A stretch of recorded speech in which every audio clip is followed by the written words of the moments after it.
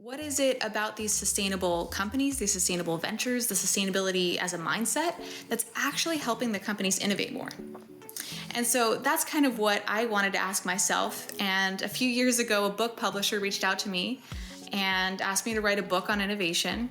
And that really helped me dive into that topic even deeper. I had started that work at UC Berkeley doing some research with a Nobel Peace Prize winning author, and then kind of continued that research into my own book. And that book became 60 case studies of success.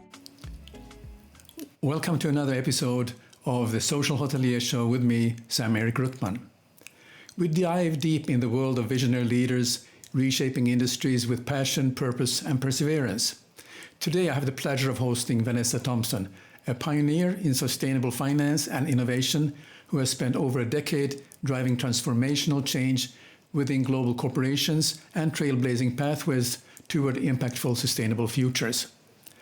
Vanessa's journey spans roles at the UN Foundation, the Nature Conservancy, and the World Bank, along with leadership at Silicon Valley's Cutting Edge Ventures. Now as a managing director at the Sustainability Experts, she spearheads strategies that empowers Fortune 500 companies to meet and exceed ambitious sustainability targets.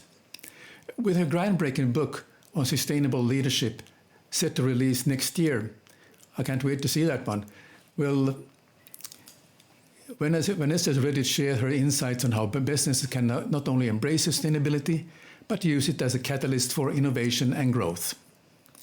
In today's conversation, we'll explore the intersections of leadership, sustainability, and the bold vision that fuels Vanessa's work.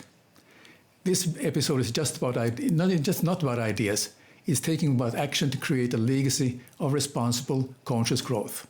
So whether you're a business leader, an entrepreneur, or simply someone who cares about the future, get ready for an inspiring conversation that might just change the way you think about sustainable success. So Vanessa, welcome, and thank you very much for joining me today. Thank you so much for having me. Well, let's get started. I think for our audience to get some background, can you please tell me about your inspiration to get into this field? And you must share the story about your time at the Berkeley and the interesting course you took. So I'm very curious to hear about that part. So please share us your inspiration, how you got started. Yeah, absolutely. So I'm originally from Silicon Valley, or the San Francisco Bay Area. And it's a very unique culture. I would say that it's a really great place to be from, and there's countless startups there. Of course, I went to UC Berkeley, which was a huge part of the Silicon Valley kind of economy that rose out of it. And I think what's interesting about it is that we really have this kind of mindset of innovation and sustainability kind of at the heart. And nowadays there's, Silicon Valleys all over the world. People often say, this is the Silicon Valley of this particular region. But at the time when I was growing up, it was really the San Francisco Bay Area being at the heart of that. And of course, yes, I went to UC Berkeley, which was a wonderful program. I worked specifically in research that was economics related, but the econometrics was all around modeling renewable energy and things like that, which is a very unique degree program that we were able to do there, which was wonderful. And, after that, I ended up working at countless clean tech startups. You mentioned I worked at the UN Foundation, a lot of, bigger organizations as well, even venture capital groups. And seeing all of these startups and growing up in that culture, I was constantly asking myself the question, why is it that sustainable companies are able to develop IP faster, go to market quicker, and better at retaining talent? What is it about these sustainable companies, these sustainable ventures, the sustainability as a mindset that's actually helping the companies innovate more? And so that's kind of what I wanted to ask myself. And a few years ago, a book publisher reached out to me and asked me to write a book on innovation. And that really helped me dive into that topic even deeper. I had started that work at UC Berkeley doing some research with a Nobel Peace Prize winning author, and then kind of continued that research into my own book. And that book became 60 case studies of successful businesses that have become more innovative using the principles of sustainability. And these are principles that any business can use in any particular industry that can help them be more innovative and really accelerate innovation in their business. And so that's kind of what ended up starting me speaking internationally on the topics of innovation, giving keynotes on that.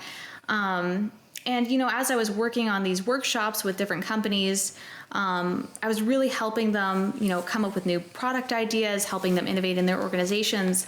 And the sustainability experts, which came out of it, was a consulting practice. It kind of seemed like the next step that, companies really needed that support. I think particularly in hospitality, it's really an experience economy. And so constantly evolving that experience around the customer is so vital and so important. And so innovation around that is so incredibly important as well. So the sustainability experts kind of came out of needing to help companies with that innovation practice. Well, that's a great name. I mean, just understanding you work for like a UN Foundation, and you are with startups. And that's always what I've heard is like an organized or unorganized chaos. And when you're with the startup world, how did you deal with that and to keep things in track and looking at the things from your perspective? That are they actually focused on those sustainable actuals, or is it something that you were guiding them on? Yeah, absolutely. So particularly working at a startup, one of the most important things is having a very clear vision. Because at a certain point, the minimum viable product is not even there at some points. And so what it all is surrounding around is these brilliant group of people who have to have a very clear mission and have that mission be the same across all of those individuals. And sustainability ends up being a great way to organize people around it, because you actually give them meaning beyond just a paycheck, beyond just thinking that this company might become more successful. You give them meaning, and you give them a kind of, I like to say, moon mission, where you're actually driving people to say, we are going to change the industry, we're going to disrupt the industry, and you're going to be a part of it, your family's going to be a part of it. And so when you have that as a mission, and when you have a really authentic sustainability mission, it really helps, draw everyone together. So I've been an advisor to startups. I've also worked in startups, helping them raise capital. So a number of different roles within that, and all of them were different, but creating that vision is something that's true across all these experiences. In a world of increasing focus on quick profits, is it true sustainability possible, or is it just a marketing strategy? Sustainability is really the key to long-term success. And I like to use this one example of a business called Interface. It was voted one of the most sustainable companies in the US. And it actually went from being not a sustainable organization at all and making a huge transition to become more innovative, investing in incredible patents, and becoming the leading sustainability firm in the United States, which is really interesting. And they did this all in the 1990s, when you didn't have the benefits that you have today of sustainability press. And a lot of people talk about, okay, yeah, sustainability is great for your marketing team. It's great for your PR. It's great for all those things. They didn't have any of those benefits, because at the time it was actually unpopular, particularly in their industry, which was manufacturing, to have sustainability at the forefront. And so they actually kind of hid some of their sustainability and actually just talked about the patents, but sustainability was fundamentally a part of their philosophy. And so I think that they're a really interesting case study, because the patents that they invested in helped them survive a few recessions when their competitors didn't. And so it's really proof that sustainability is really about thinking innovatively, and that, of course there's the cherry on top with marketing or PR, but there's also the reverse of greenwashing, which happens quite a bit too, because sustainability inherently makes good business sense. There are some companies that actually will hide their sustainability investments and sustainability practices because it makes business sense, but it doesn't make good PR sense. So it depends on the industry. For example, there's a lot of luxury brands, including Prada, that actually have recycled plastic in a lot of their products. But because that's not good for the PR of the company, because it's a luxury brand, they actually hide that. So you have to read through their full sustainability report to find that out. They don't share that in marketing. They don't share that in PR. So it doesn't really make sense for their marketing strategy. So I would say, you have to be thinking very innovatively about sustainability. There needs to be a clear ROI. And sometimes that aligns with marketing goals and sometimes it doesn't. But you need to be thinking about it as part of your business model. Yeah, it's interesting that you mentioned luxury brands like Prada, but I'm seeing now on advertising on social media of similar companies, like Italian companies, for instance, Loro Piana, which is very famous for their wool and cashmere, and they are recycling some of their materials to create a new product, and they are quite proud of being open about it. And I found that quite interesting and refreshing, because now things are actually coming out. It's actually quite acceptable. Yeah. that it can be recycled, but it has to be done at the quality. It doesn't come as a lower quality product at the end. So I think Right. that's is always a fine line.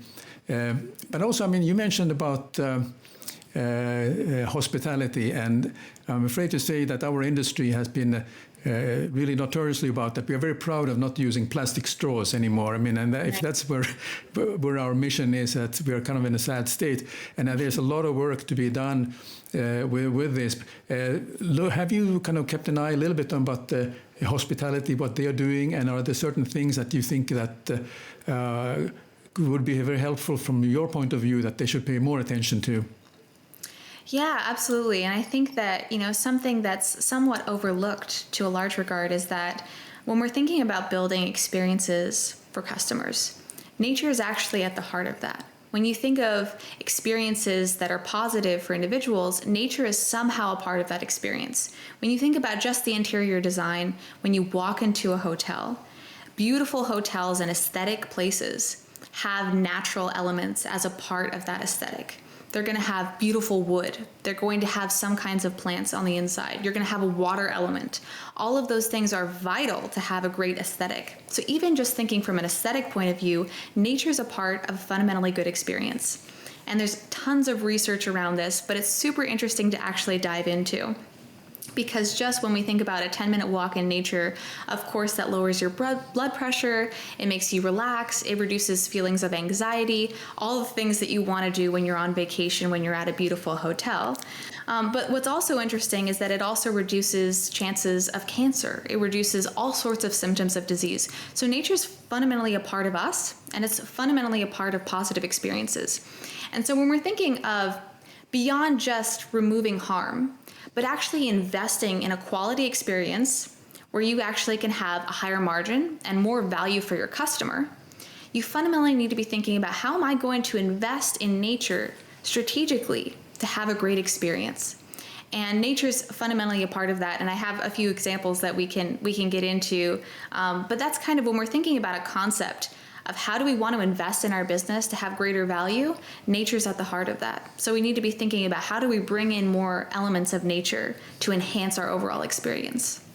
I mean, you're almost talking like a Finn here, because that's how we are thinking about those things, and because nature is something very important to us, mm-hmm. and this is really the essence. Is also I really have a lot of sympathy in terms of how the way you're speaking about this part, because this is something that I'm working on regular basis, on daily basis, when we are designing hotels, and that we are designing human sustainable experiences, we call it. Maybe it sounds like a cliche, but it really means that we never cut a single piece of wood in the forest. We actually build and design around what actually lives already there, because we know that the luxury is outside the window from the room. Yeah. So that's a very interesting point that you mentioned.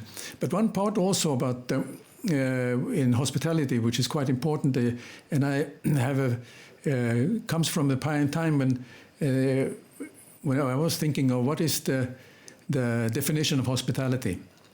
Originally, I thought, when I started my career during the analog area, which is a while ago, it was like customer is king.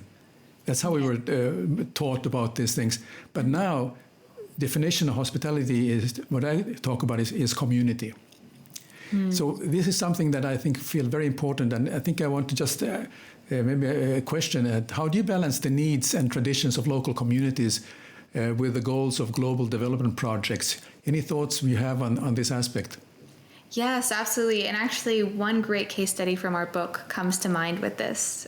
So I'll tell you kind of a short story and then a principle that might apply to the audience, which is there's this company called Red Sea Global, and they're a hotel development company, and they're mainly around the Red Sea.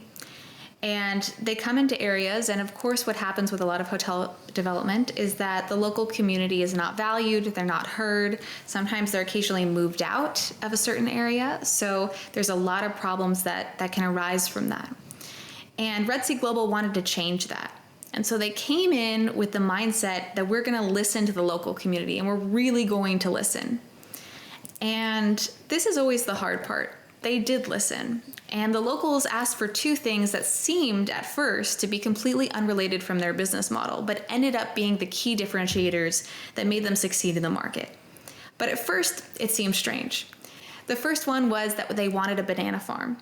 And the second was that they wanted sailboats, their traditional, authentic sailboats of their culture.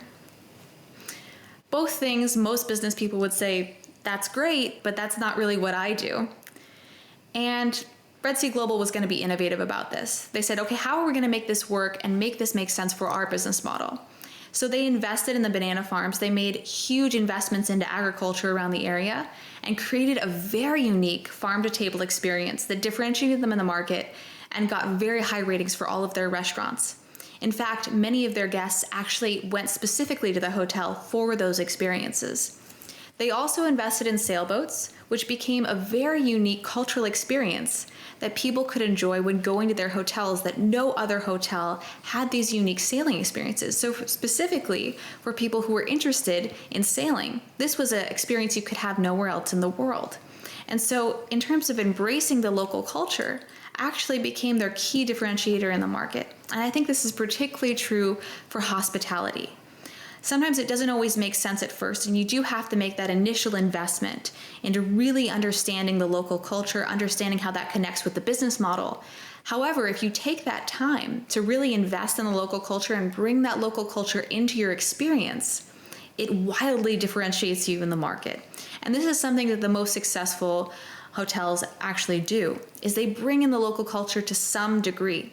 And so when you're thinking about differentiating yourself in the market, that's something you should be thinking about. You should be thinking about bringing in that unique cultural element, because hotels are not buildings that stand alone, right? They're a whole experience. They're a whole community around it. This is what you mentioned with community. It's really important that we think about collaborating with our entire community, because that experience is really what you're selling. And it involves that entire environment around you. So you have to be thinking about bringing that in a way that feels meaningful, it feels authentic, and helps customers keep coming back. Very good. In fact, most of the staff working in the hotel they are from that community, in fact. Right. So it actually it proves a point. And also, if it's done well, then certain hotels now are having a policy that they only buy their products from local community and no more than, let's say, 100 miles away. So if you're in an area where it's 100 miles away and only the fruits and vegetables and root vegetables that are growing there, that's available only in the hotel's menu. So if somebody who's asking for a nice glass of fresh squeezed Valencia orange from Spain, they will be a little bit disappointed. But when you say that, well, we have some actually fresh apple juice from our farm here, and that actually is a local product. And that is something that we will see more and more hotels taking on board, that we are not actually there to please the customer, but also we are looking at the community and also to serve those community suppliers. And in a way, we are giving an authentic experience. When you say that this apple is from the apple farm here nearby, and it tastes very good, that says something more than getting a orange juice, because it doesn't actually relate to the location. You're selling a memory. Absolutely. Exactly.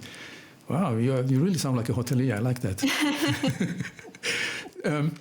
What responsibilities should companies hold in reversing environmental damage, and how accountable should they be to communities directly affected? Because it's always an ongoing discussion. Yeah, absolutely. And this is where, there's been this huge trend in the market towards regenerative hospitality. And what that really means is saying, how can we move away from simply preventing harm to actually investing in a way that makes sense for the business model? And just to kind of address the harm piece first, it's really important to be thinking about, okay, we do need to reduce harm. That's a fundamental part of it, because that does affect the bottom line.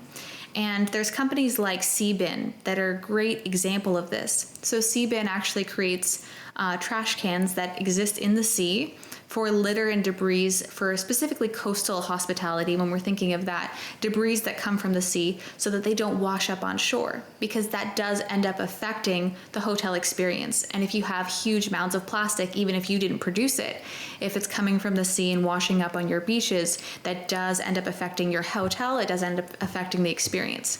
So Seabin has been, making a great business model out of this in terms of cleaning up the sea around those harbors and bays, and they just went IPO recently.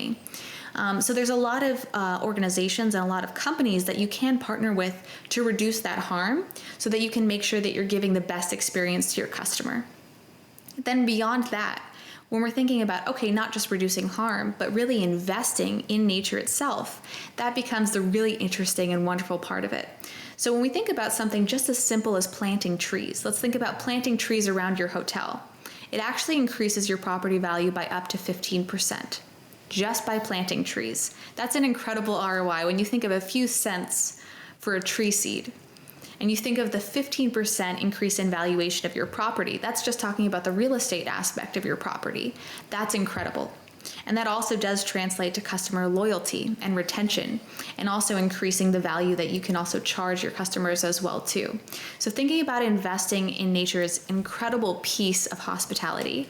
One great hotel that many people might know is called Six Senses. It's in the Seychelles, and it's a luxury experience. But you'll see there's all these nature elements that are coming into the hotel room. You have huge boulders and beautiful elements of nature that are actually coming into the hotel and surrounding the guests. And that is one of the reasons why they're able to charge so much, which I think is an interesting element of it.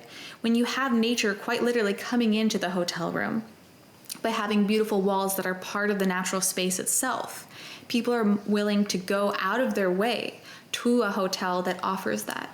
And so when you're thinking about, okay, how do I want to invest in nature? Do I want to invest in surrounding my building, even with something as simple as trees? If you're a hotel that's in a city, for example, you can do that. You can surround your building with trees. You can have small, elements of plants on the balcony. All of those things actually increase your value significantly. And there's a huge ROI just in simple measures like that.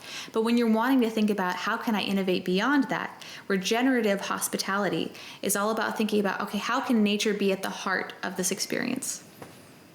Very good. Yes, you're so right in that. Is the sustainable luxury market hypocritical given the luxury sector environmental impact, or can luxury generally drive meaningful change? Yeah, so sustainable luxury actually normally allows for greater investment and also greater ROI. So when we think about coming back to increasing value of trees, or we think about trees also can actually prevent storms. And it's a pretty significant impact that it has. When you invest in a small area of land around your hotel, for example, then when you're planting trees, you can actually reduce the impact of a storm by over half. And it's really, really incredible to see that you can protect your facility, you can protect the experience by surrounding yourself in nature. And so even I just want to kind of finish that thought. Trees can even make people more peaceful. It's even shown to reduce violent crime.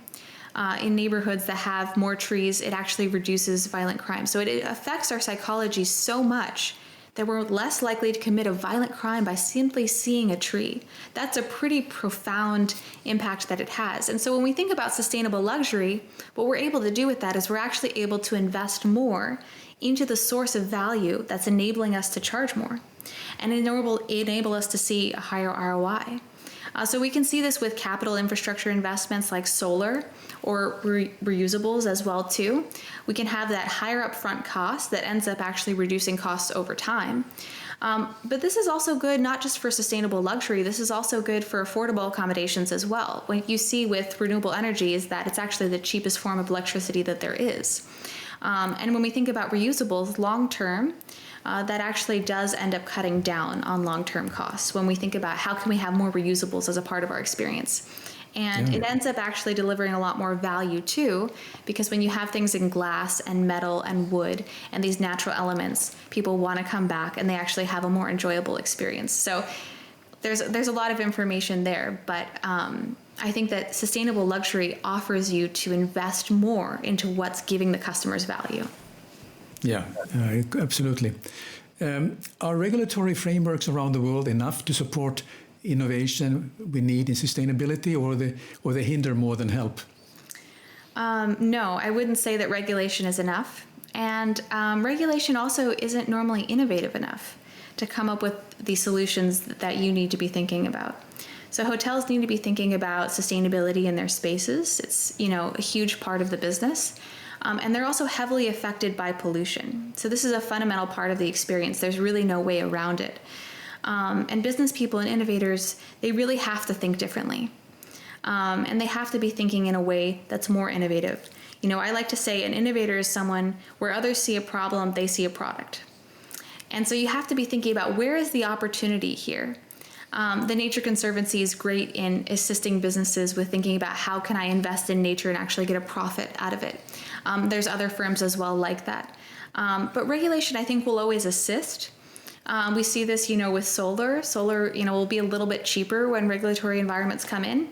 But the choice to choose solar is still a low-cost option regardless. So I always think that regulation can always assist, it can always help us, but when it fundamentally comes to the innovation and breakthrough that delivers value for a business, that's something that only business consultants and business people can really support in. Yeah. What is your opinion about, is it ethical for wealthy countries to set high sustainability standards when poorer nations struggle to meet basic development needs? Yeah, absolutely. That's a huge discussion globally. When we think about, our wealthy countries or our less fortunate countries, more responsible for sustainability. But when you look at the data and you look at where the emissions are coming from, it's fundamentally a problem with wealthy countries. Wealthy countries are the real polluters. Yes. They're the ones that produce the majority of emissions. And even when you think about, in the U.S., we like to say we'll go tough on China a lot. It's a very popular phrase, and on their emissions, to go tough on them. But the ironic thing of it is that China produces almost 90% of the goods that we purchase. So they're manufacturing pretty much our goods. So it's a little ironic for us to blame them for something that we're buying. So it's fundamentally a lot of the emissions around the world are from wealthy countries, but also the emissions that are not from the wealthy world are also directly related to the wealthy world. So it's fundamentally important that wealthy countries actually be very critical of themselves more than anyone else. We are the mass over consumers, and we are the ones who have to lead. We have the ones to look at ourselves in the mirror and say, this is hard to do. No country finds this easy. We're the ones who have to be, the most responsible and invest the most in this. And there's so many great solutions out there that make business sense. We need to invest in those. We need to spend a little extra time to be really thinking about those. But it's so ironic when I hear countries talk about, oh yeah, we should be tough on Zimbabwe, which is a beautiful country, but they don't have really any emissions. They're not the ones who are really the creators of climate change or the ones responsible for it. It doesn't make any sense. So I think that the ROI also can be in wealthy countries as well too. Investing in these sustainable capital infrastructure projects, you're going to see the ROI in the wealthy world as well too. And of course, we need to partner with everyone, but we shouldn't play a blame game. We really need to look in the mirror and say, what are we doing wrong? That's how we have to solve this problem. Yeah. I think the consumer has a lot of things to do with this. So what, if any, sacrifices should consumers make to support sustainable practices, and where should businesses lead instead? Yeah, so in terms of what customers can do, and I mean customers both in a private sense, in a personal sense, as well as in a business sense as well, when you're thinking about which suppliers you want to purchase from. It's been very famous for some time to talk about boycotting. That's a pretty, familiar concept for most people. But there's a term I coined in my book, which is called pro-cotting. And that's actually where you go out of your way to sponsor a business that you believe in. And I think what's wonderful about this is it's also really enjoyable. It's really fun because you get to go out of your way to find a business that you truly believe in, that truly matters to you and you feel good about. So I think of, technologies. One of them that comes to mind is Aether diamonds. Aether diamonds, they actually take air pollution out of the air and create a diamond out of it. They take the carbon dioxide pollution in the air and they sequester it down and make a diamond out of it. Or Prometheus fuels, they have a similar technology. They take pollution out of the air and they turn it back into car fuel. There's these amazing technologies that wouldn't have been possible 10 years ago that are out there, that exist, that are already supplying to their customers. And you hop on that train. You should encourage them. You should be a part of that. I think that it's always a really great source of seeing what innovation is out there. So really go after the innovative suppliers. Go after the innovative consumer brands that are really talking to you and your values. Go out of your way. The only sacrifice I think that you should do is to spend a little extra time finding them. And, it can be something as simple as if I need, sustainable cosmetics, or I need sustainable, fuel, whatever it happens to be. Go on Google and type in sustainable blank. And it sounds simple, but going out of your way to do a little extra homework, you will find there's an overwhelming amount of companies out there that are doing wonderful things, that are treating their employees well, that are treating the planet well, and giving you a very unique experience that you may have never thought of before. So I always think that if you're a consumer or you're a business trying to choose your suppliers, the sacrifice should be spending a little extra time to find the most innovative company in the market. And it'll always, kind of brighten your day a little bit too. I don't know, it kind of does that for me as well. But when you go and you find this really cool company doing something right, it definitely kind of makes you feel more positive as well. Yeah, I feel the same too. Yeah. So in pursuing innovation and eco-friendly practices, is there risk that the industries are losing sight of foundational values like service and community? I would say that no, because a huge part of innovation and sustainability is about bringing community into the experience. You think of something just as simple as using a plate that is a banana leaf. This is something that's true culturally in a lot of tropical cultures all over the world. It's a very sustainable. It's also very low cost to have these plates made out of banana leaves, and it also brings in the local culture into that experience. Fundamentally, when you think of whatever culture you're talking about, 7 generations back, what our great-great-great-grandmothers were doing is often very sustainable. So when we're thinking about sustainability being at the forefront and innovation being at the forefront, fundamentally bringing the cultures in and bringing the communities in aligns with that. And so I think that the biggest risk is not being able to move fast enough because markets right now are incredibly competitive. Innovation needs to be a part of your business offering. If you feel comfortable, that's the nudge you need to know that you need to start innovating, because it's when you feel comfortable that your competitor or another business might disrupt the market, might start leading in the market. So you should never feel comfortable. You should always be innovating, always be thinking about how can I add more value to the products that I offer. So the real risk is that you won't move fast enough in the market. And sustainable organizations, what's interesting about them is that they're more likely to survive recessions. And the reason for that is because they're often more innovative. When you think, okay, times are hard, I'm not going to invest in innovation, which is very frequently what you hear a lot of businesses saying. Okay, times are tough. I'm just going to try to survive. I'm not going to try to innovate or change. That's when you actually need the innovation the most, because it might make the difference between you surviving and not surviving. And so that's why sustainable organizations actually tend to survive through tough times, tend to survive through recessions. It's because they're willing to innovate, even when times are hard. Yeah, I mean, there is an attitude that it's like you should think like a startup that when you started your business and when you're at your best at the moment. So, isn't it? Yeah. Yeah. How should companies prioritize sustainability when it might conflict with short-term financial gains and investor expectations? Yeah, absolutely. I haven't seen it really conflict with short-term financial gains, but it normally has a longer-term reach. So when you think about something like solar, oftentimes the payback period for that is going to be anywhere from 1 year to 5 years. And so what's really important, I see, is the difference just between the short-term gain and the long-term gain. And what you really need to be doing throughout that process is communicating the payback period on a lot of the investments into innovation. So Larry Fink, who's CEO of BlackRock, he's a controversial figure, but I think what's interesting about his literature is he often talks about fighting back against this quarterly reporting format on Wall Street, whereas actually just switching to an annual reporting format enables them to invest heavily into innovation. It's very hard to see returns on innovation or sustainability within a 3-month time frame, but within a year you actually can see the ROI on it. So it's really the difference between a quarter and a year and 2 years. That's really the difference that we're talking about. We're not talking about a 10-year out time frame. And so really what you need to be doing with the investor is making sure that they're not too short-sighted. You need to be constantly communicating whatever it is, whatever program you're talking about with them. We're not thinking about a quarter, we're thinking about a year or 2 years. And constantly be continuing that, because you need to survive in the short term and in the long term. So when you're talking to the investor, you need to say, we need to balance both. We need to balance the quarterly report, and we need to balance a 2-year time frame, mindset. So always when you're talking to your investors, you should be always reminding them that thinking from a 2-year time frame is also just as important as thinking about a quarterly timeline.